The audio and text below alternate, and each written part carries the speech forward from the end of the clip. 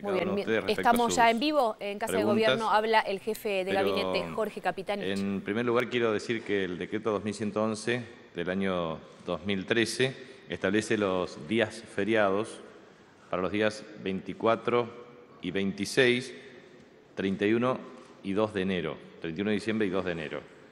Ha sido establecido en virtud de consideraciones que tienen que ver con informe de la Agencia de Seguridad Vial respecto al regreso de las personas que pueden encontrarse con familiares y en virtud de ello se ha considerado esta situación para el asueto administrativo. Esto respecto al tema de feriado por asueto administrativo establecido por el decreto 2111.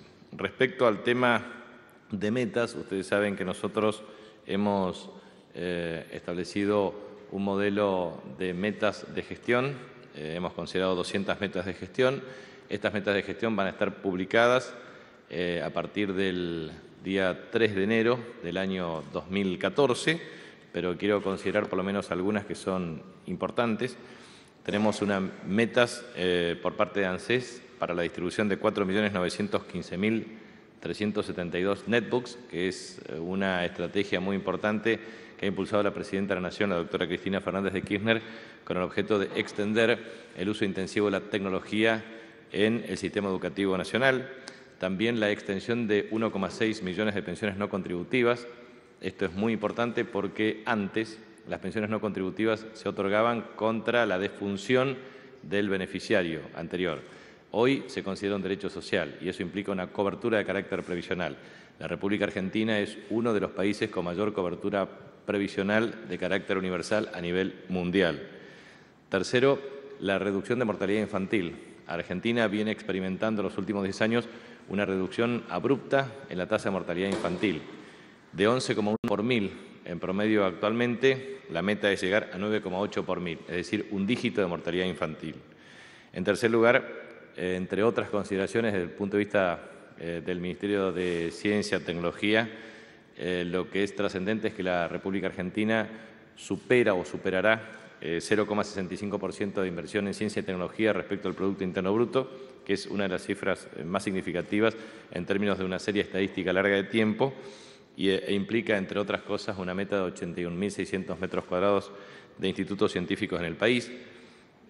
También dentro de las metas están la elaboración del 100% de documentos nacionales de identidad para toda la población para el año 2015. También se establecen la adquisición de 1.250 unidades 0 kilómetros para determinado tipo de líneas, Mitre, Roca, Sarmiento, Belgrano Sur y San Martín. Eso tiene por objetivo mejorar sustancialmente la calidad del servicio en materia ferroviaria. También 35.000 empresas beneficiadas a través de programas de inversión productiva en materia de desarrollo industrial. El Ministerio de Trabajo ha planteado una meta de reducir por menos del 30% el empleo informal. El empleo informal tiene dos bases de datos posibles, la del Ministerio de Trabajo y también la de AFIP, porque considera una menor proporción, o mejor dicho, un coeficiente técnico distinto, pero en general el Ministerio de Trabajo tiene como meta llegar a menos del 30% de empleo informal para el año 2015, también a 1,5 millones de trabajadores en materia de formación profesional, y el Ministerio de Agricultura está proyectando una meta de casi 115 millones de toneladas para la producción de cereales y oleaginosas en el año 2015. También quería hacer mención respecto al tema de el suministro energético. Hemos tenido el pico máximo de ayer a 15 horas con 23.334 megavatios, superior a 22.552 megavatios, que es el pico anterior. Eso implicó caídas de estación transformadora y subestaciones que produjeron cortes y esos cortes obviamente han afectado el suministro de energía eléctrica en el país. Es importante que el pueblo argentino sepa cómo funciona el sistema eléctrico en Argentina. Hay todo un programa de generación, todo un sistema de transmisión, todo un sistema de comercialización y también un sistema de distribución. La distribución depende, en muchos casos, de empresas distribuidoras estatales en provincias o también depende de empresas privadas. En En el área del conurbano bonaerense y la Ciudad Autónoma de Buenos Aires son empresas privadas las que prestan servicios y están enmarcadas en un marco regulatorio determinado. La República Argentina, a través de la inversión que realiza el Estado, promueve el incremento de la oferta energética a partir de la construcción de distintos sistemas de provisión de energía en megavatios. Prácticamente en los últimos 10 años hemos tenido un incremento de casi 10.000 megavatios de inversión para aumentar la oferta energética. Entonces, el sistema eléctrico tiene una cuestión que ver con la oferta energética derivado del aumento en megavatios de la oferta, pero también en materia de calidad de servicio. Esto implica alta tensión, media tensión y baja tensión. Es un sistema de 500 kilovoltios, 132, 33 y 13,2. Por lo tanto, la distribución tiene que invertir en media y baja tensión. Y también todo el sistema de monitoreo a través de tablero de comando para evitar que la interrupción de un determinado tipo de servicio pueda afectar por mucho tiempo a un lugar determinado. En el país, en el año 2013, hubieron inversiones significativas que permitieron 700 megavatios de incremento de oferta. Sorrento de 150 megavatios, Renovables de 150 megavatios, Brigadier López de 280 megavatios y General Roca de 120 megavatios. Y están en proceso de construcción múltiples centrales por 3.250 megavatios.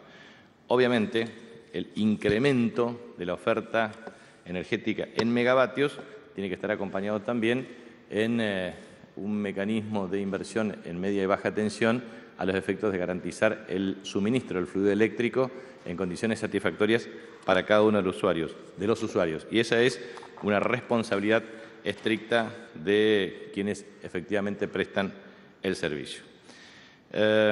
Bueno, por último, quería transmitir lo siguiente. En los últimos 10 años, la República Argentina ha experimentado un incremento sustantivo de la generación de empleos, 6 millones de puestos de trabajo. Eso implicó una reducción abrupta en el número de desempleados, prácticamente el 25% a 6,6% actualmente. Y eso también implicó pasar de 200 convenios colectivos de trabajo a 1.500 convenios colectivos de trabajo. Y esto implicó paritarias con libre negociación de partes. En ese contexto, en los últimos 10 años, por cualquier indicador ha habido recuperación del poder adquisitivo del salario. Recuperación que se da por varias cuestiones. Cuando alguien no tiene empleo y luego tiene empleo, obviamente es la diferencia entre no tener ingresos y tener ingresos. Cuando uno tiene ingreso y lo hace a través de salario de convenio, tiene un empleo denominado estable. La estabilidad automáticamente genera la tendencia a lograr acceso al crédito de consumo, de determinado tipo de bienes durables y, en consecuencia, mejora de la calidad de vida de las personas. Por lo tanto, cuando hay creación de 6 millones de puestos de trabajo, cuando hay mejora en la capacidad de las negociaciones paritarias, implica mejora en la calidad de vida. Y eso, obviamente, es una cuestión significativa para cada trabajador que, a su vez, cuando accede a crédito, puede adquirir bienes durables que en otras circunstancias no lo podría hacer. Alguien que está fuera del mercado de trabajo, alguien que no tiene un empleo, naturalmente no puede acceder a un crédito. Y, por supuesto, también, cuando uno observa desde la asignación universal por hijo y otros componentes desde el punto de vista de la inclusión social, también observa la mejor perspectiva desde el punto de vista de la capacidad adquisitiva de quien lo percibe. Y eso es muy importante decirlo, porque en cualquier circunstancia uno puede tener gráficos de recuperación del poder adquisitivo del salario en distintos indicadores promedio y obviamente depende de cada sector en particular. Eso lo sabe muy bien cualquier trabajador que me está escuchando. Si antes no tenía ingresos y luego de acceder a un empleo tiene ingresos y tiene un ingreso formal, hay una diferencia entre el que tiene un contrato de trabajo de manera formal y participa en paritarias, porque hay un sindicato que protege y defiende su interés, mientras otros que no pueden acceder al empleo y que obviamente tienen mayores dificultades desde el punto de vista del acceso a crédito, a la preservación del poder adquisitivo del salario. Pero eso es muy importante remarcar porque estamos en una década de mejoramiento sustancial del acceso al empleo y de las condiciones de mejoramiento del poder adquisitivo. Bueno, dicho esto, a disposición de ustedes. Ministro Pedro Noel Romero, de AN Digital, Agencia de Noticias. Usted ya se refirió varias veces a este tema, de manera recurrente, al conflicto que mantiene camioneros y la posibilidad de un paro, cuya decisión fue aplazada por Pablo Moyano. Usted dice que no tiene nada que ver el gobierno en el asunto, que es una negociación entre el gremio de camioneros y la patronal. Sin embargo, cada vez que los periodistas le preguntamos a Moyano, él insiste en que el gobierno tiene responsabilidad, y cuando se le pregunta si hubiera alguna posibilidad de que exista desabastecimiento por alguna medida de fuerza, termina culpando al gobierno por todos los males de los camioneros. ¿Se puede aclarar definitivamente el tema si el gobierno tiene o no responsabilidad, según dice Moyano? Mire, ¿usted conoce algún organismo del Estado que es propietario de camiones y que contrata trabajadores del sindicato de camioneros para establecer una parte sustancial de las paritarias? No. Por lo tanto, lo que nosotros propiciamos desde el gobierno es que cuando existen acuerdos entre partes, empresarios y trabajadores, la responsabilidad es de ambos, en ponerse de acuerdo respecto a los mecanismos de negociación y, en virtud de ello, de los mecanismos de percepción de ingresos para los trabajadores y de pago para los empresarios. La verdad es que no tiene absolutamente ninguna responsabilidad el gobierno en esa negociación. ¿Cómo le va, ministro? Buen día, Gonzalo Asís, de Canal 13 y Todo Noticias. Trascendió que ayer en la reunión que usted mantuvo con algunos referentes de los gremios alineados políticamente con el gobierno, usted le habría solicitado a esos gremios establecer paritarias con plazos de entre 18 meses y 24 meses. Quería saber si eso es cierto, con qué criterio, en caso de que sea cierto, usted le solicitó eso a estos gremios. Mire, la reunión fue una reunión amigable en los términos siguientes. Nosotros tuvimos una reunión por separado entre empresarios y trabajadores. En ese contexto, los trabajadores plantearon una serie de ideas y propuestas que nosotros estuvimos procesando con el objeto de dar perspectiva de cumplimiento a las mismas.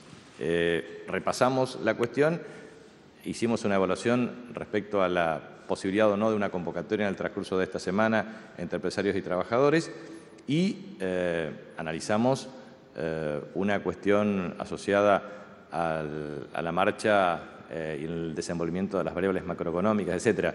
Pero nosotros no hemos hablado de salarios en términos de porcentaje, tampoco hemos hablado de condiciones de negociación. Simplemente hemos planteado un análisis respecto al acuerdo de precios y su eficacia y la necesidad de que los trabajadores también ejerzan su acompañamiento en términos de eficacia en materia de control, porque nosotros pretendemos defender el poder adquisitivo de los trabajadores.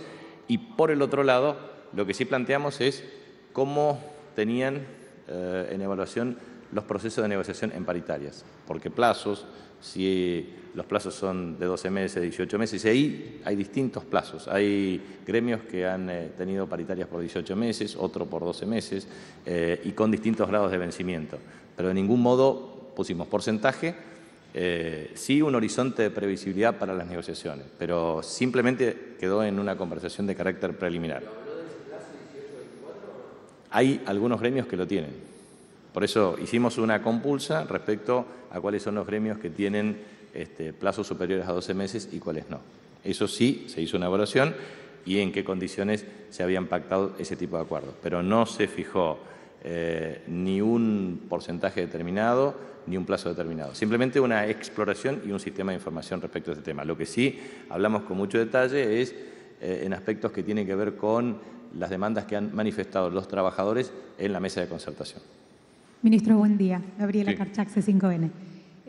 Le voy a correr un poquito de estos temas tan candentes y le voy a preguntar porque me imagino que usted está al tanto de las más de 3.000 denuncias que hay de padres del gobierno de la ciudad de Buenos Aires con respecto a la inscripción para los chicos en escuela pública, para que se les garantice el derecho a la educación pública.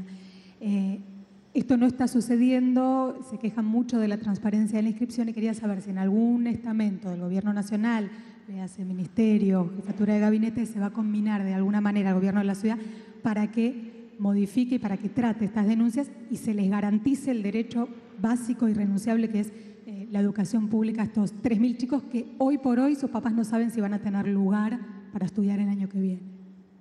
El derecho a la educación es un derecho consagrado en nuestra Constitución Nacional, pero la competencia respecto a la administración del sistema educativo es una competencia de la Ciudad Autónoma de Buenos Aires y de cada una de las administraciones provinciales. Por lo tanto, no constituye incumbencia por parte del Estado Nacional.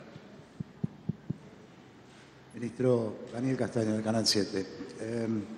Hay un clima instalado que hace que una parte de la sociedad esté al menos expectante respecto a lo que puede ocurrir el fin de semana.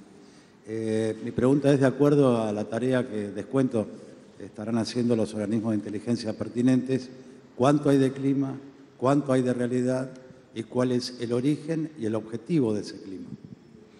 Mire, también la red de procuradores y fiscales han tenido una reunión el viernes próximo pasado en la ciudad de Córdoba en el marco de la inauguración de un laboratorio que es de alta complejidad para la detección de casos de ADN y de otras cuestiones que tienen que ver con elementos probatorios para cuestiones de carácter penal. Y ellos también se han manifestado en un sistema de organización para prevenir y sancionar saqueos. Esto es una responsabilidad, como le hemos hablado oportunamente, de cada una de las administraciones provinciales, que pueden establecer un sistema de alerta, monitoreo, también con la coordinación, en muchos casos, del Estado Nacional.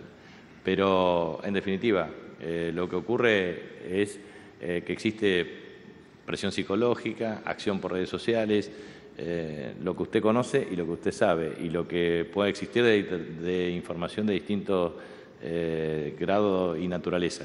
Pero también aquí es necesario poner énfasis en una cuestión. Yo observo con mucha preocupación el rol de muchos dirigentes de la oposición y también medios de comunicación tenazmente opositores al gobierno. Y la verdad es que siempre se ha planteado que en los últimos 10 años el kirchnerismo había dividido a la sociedad argentina. Pero lo que uno observa todo el tiempo es ataques sistemáticos contra el buen nombre y honor de las personas, permanente descalificación y diatriba, injurias, calumnias de todo tipo y naturaleza. La Presidenta de la Nación ayer elaboró un comunicado muy riguroso respecto a denuncias de un diario que a su vez tiene una deuda muy significativa con la Administración Federal de Ingresos Públicos por deudas impositivas de carácter impaga. Diario que a su vez también tiene denuncias penales desde el punto de vista de la apropiación indebida de papel prensa, con un mecanismo extorsivo respecto a la dictadura militar.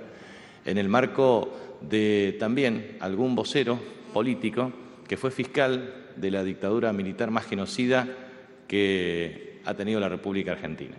Por lo tanto, nosotros tenemos que advertir claramente que existe una campaña sistemática de agravios, de difamaciones, de grupos económicos concentrados, de medios de comunicación y de dirigentes políticos que lo único que pretenden es generar división entre los argentinos.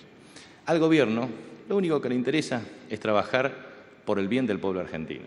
Lo que nosotros tenemos es una responsabilidad de generar las condiciones para que cada argentino pueda disfrutar las fiestas en paz, que pueda disfrutar una feliz Nochebuena, una feliz Navidad, un feliz Año Nuevo, que puedan disfrutar con aquellos que tienen trabajo, gracias a una política económica que incentivó la creación de empleo, las exportaciones y la protección social.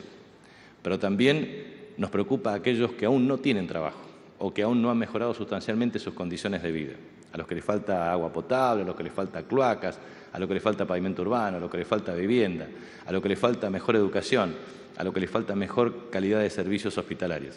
Esa es la verdadera preocupación de todo este gobierno y, naturalmente, bajo la conducción estratégica de nuestra presidenta Cristina Fernández de Kirchner.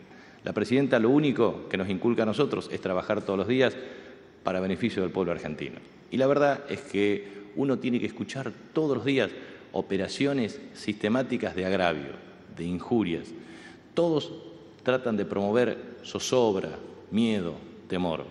En realidad, lo que nosotros tenemos que hacer es trabajar todos los días para la grandeza de nuestra patria. Y lo hacemos solamente generando las condiciones para que los empresarios inviertan, para que el Estado pueda invertir, para que la gente tenga acceso al consumo, para que quienes tienen trabajo no solamente lo preserven, sino que mejoren sus ingresos. Y a quienes no tienen trabajo, darles la posibilidad de que lo tengan. La verdad es que eso es lo que nosotros tenemos que pensar. Y la verdad es que esto es lo que tenemos que hacer todos. Acá hay una responsabilidad de carácter colectiva en la sociedad argentina.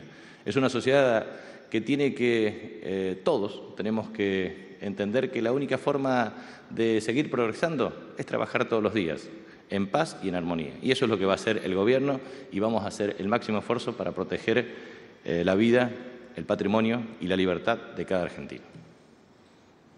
Ministro, Paula Marusic para Radio del Plata. Recién usted hizo referencia a que las empresas privadas que están a cargo de la distribución tienen que invertir para que se pueda garantizar el suministro eléctrico. La pregunta, por un lado, es si cabe la posibilidad, en caso de que persistan los cortes de energía, de que se multen, como en el caso de las telefonías de celular, y por otro lado, si se puede trabajar en conjunto para prever algún tipo de operativo para que esté garantizado el servicio eléctrico en las fiestas. Mire, nosotros tenemos que hacer una proyección respecto a la temperatura promedio. Un sistema eléctrico ingresa en un proceso de tensión cuando supera 32 grados promedio. En general, lo que uno advierte es que los meses de verano pueden tener más días en forma sistemática de calor o menos días. Esto depende de tormentas, de cambio de clima, etcétera, etcétera. Pero vuelvo a insistir, el sistema eléctrico tiene por lo menos 3 componentes esenciales. Primero, la capacidad de inversión para la generación en megavatios. La segunda, que tiene que ver con la calidad del suministro energético, es decir, cómo todas esas obras que se hicieron para aumentar la oferta energética y para distribuir la oferta energética a través del sistema de transmisión y obviamente en 500 kilovoltios, 132, 33 y 13,2 de media y baja tensión pueda llegar con mejor calidad al usuario. ¿Por qué crece la demanda energética? Por una razón muy sencilla, porque muchos argentinos han podido acceder a más empleos, han podido acceder a través del empleo a crédito. El crédito le permitió adquirir bienes durables. Ejemplo, aire acondicionado. Aire acondicionado que implica un incremento sistemático de los niveles de demanda. Y eso también implica, por supuesto, la posibilidad de incremento de las demandas de consumo. Entonces, ¿qué hacen los sistemas de distribución? Bueno, estaciones transformadoras y subestaciones transformadoras con el objeto de atomizar los riesgos de concentración de demanda en un solo lugar. Y eso tiene que ver con tecnología de tablero de comando y maniobrabilidad del sistema. Por supuesto, esto depende de cada empresa de distribución. En consecuencia, nosotros desde el Estado promovemos todo lo que significa inversiones. Acá di a conocer los 700 megavatios incorporados en forma preexistente, los 3.250 megavatios en proceso de incorporación, los más de 10.000 megavatios que se han incorporado durante estos últimos 10 años. Pero, indudablemente, el ritmo de crecimiento energético de la demanda eléctrica crece por crecimiento industrial, por crecimiento de consumo domiciliario, y eso tiene que ser administrado por cada una de las empresas en materia de distribución. El marco regulatorio determina también la posibilidad de medidas sancionatorias y eso tiene que ver con la verificación de por qué se produjeron las fallas en cada una de las instancias. Y eso es lo que se tiene que evaluar a través del Ente Nacional de Regulación Eléctrica. ¿Cómo le va? Buen día aquí. Soy Marcela Ojeda de Radio Continental y sin ánimo de demonizar a los aires acondicionados, pero le quería preguntar en lo que tiene que ver a las tarifas. Usted bien sabe que en la capital federal y el Gran Buenos Aires, y de hecho viene inscripto en la boleta que nos llega a cada una de nuestras casas, son las tarifas más bajas de nuestro país y también de Latinoamérica. Esto no hace que las empresas que explotan el servicio, hablo de Edesur, Edenor y Edelab, no inviertan lo suficiente y lo necesario para garantizar el consumo que hubo el día de ayer y que puede ser similar el día de hoy teniendo en cuenta las altas temperaturas que vamos a sufrir. Mire, eso también depende de lo que se denomina elasticidad-demanda del sistema eléctrico.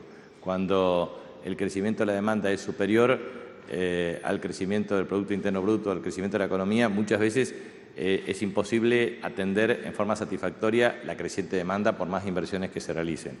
Pero definitivamente lo que ocurre en el sistema eléctrico argentino es que se ha experimentado una tasa de crecimiento de carácter, diría, no exponencial, pero de alto nivel. ¿Por qué? Bueno, porque efectivamente la tarifa eléctrica hoy es una tarifa muy baja en términos relativos, y es cierto que la tarifa eléctrica en la Ciudad Autónoma de Buenos Aires y en el conurbano bonaerense es mucho más baja que en mi provincia, por ejemplo.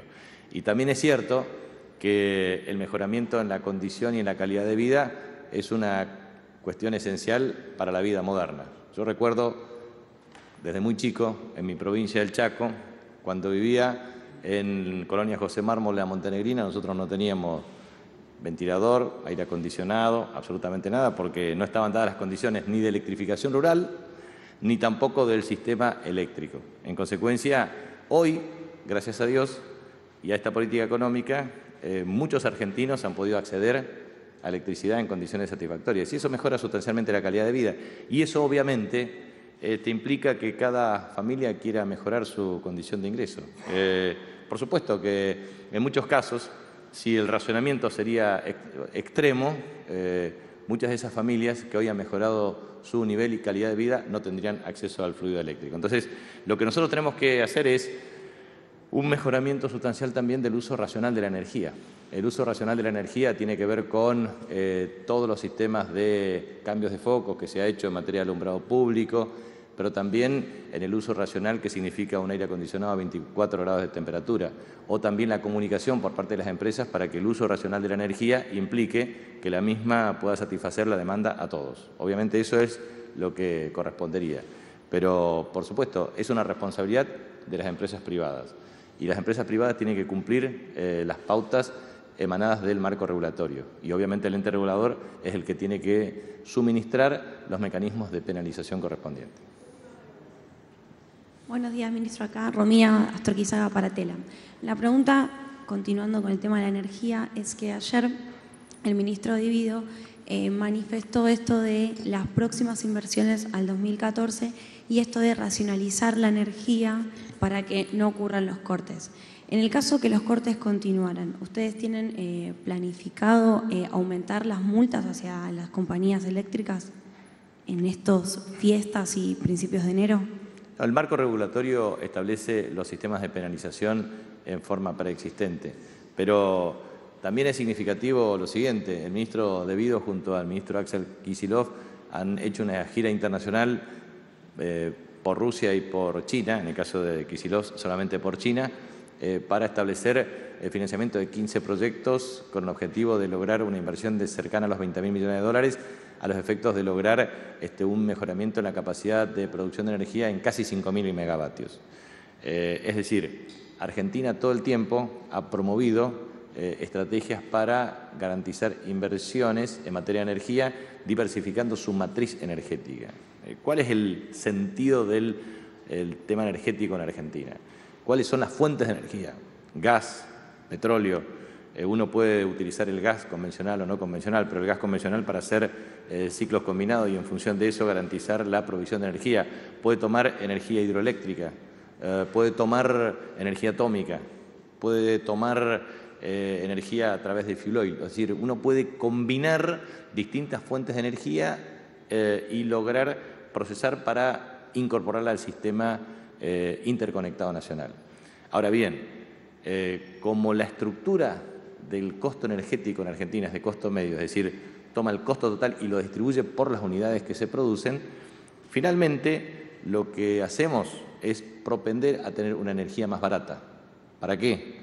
Para que la industria sea más productiva, eficiente, produzca más empleos. ¿Se logró ese objetivo? Claro, de 764.000 empleos a 1.268.000 y se pretende llegar a cerca de 1.500.000. Eso implicó 7,5% de incremento de la industria en las últimas décadas. ¿Eso fue positivo? Claro que fue positivo, porque se produjeron más empleos, más valor agregado industrial y más industrias en Argentina, con más sustitución de importaciones. Eso es muy bueno. ¿Se ha logrado la incorporación de más usuarios al sistema eléctrico? Claro que sí. Eso ha implicado también que muchas personas que antes no tenían un ventilador, un aire acondicionado, hoy lo puedan tener. Entonces, también es necesario ver que el problema existe pero que también se buscan las soluciones en el marco también de la solución de los problemas. ¿Cuánta gente en el año 2002, 2003 no tenía vivienda? ¿Cuánta gente no tenía vereda al frente de su vivienda? ¿Cuánta gente no tenía acceso a cloacas? ¿Cuánta gente no tenía acceso a agua potable? ¿Sabe cuánta? En personas, 10 millones. ¿Sabe cuántas personas pudieron acceder a soluciones habitacionales? 1 millón de personas. ¿Saben cuántos empleos? 6 millones. ¿Saben cuánto, en términos de asignación universal por hijo? Casi 4 millones en la proyección que tenemos para el próximo año 2014. Eso es muy importante porque permite inclusión social educativa, inclusión sanitaria, generación de acceso a derechos sociales básicos y esenciales. Obviamente, la solución de un problema puede generar otros problemas, eso es indudable. Y a veces el ritmo de maduración de las inversiones no acompaña claramente la satisfacción de esa demanda. Pero finalmente, lo que quiero decir es que a veces las interrupciones de los servicios eléctricos son consecuencia de este crecimiento desmesurado de la demanda. Entonces, lo que tenemos que hacer es ver cómo se van acompañando los procesos de incremento de la demanda con la agilización de los procesos de inversión por la oferta para mejorar la satisfacción de esa demanda. Entonces, de eso se trata y ese es el esfuerzo que vamos a hacer. Así que muchas gracias. Ministro, acaba de informar Uruguay que Gamesa pidió ayuda al parque térmico energético uruguayo a raíz de la crisis energética en Argentina. ¿Usted está al tanto de esto? ¿De un pedido de ayuda a Argentina-Uruguay a raíz de la crisis energética? No tengo ninguna notificación formal al respecto, así que no puedo informar respecto a eso. Muchas gracias. La palabra entonces del jefe de gabinete en su habitual conferencia de prensa en caso de gobierno.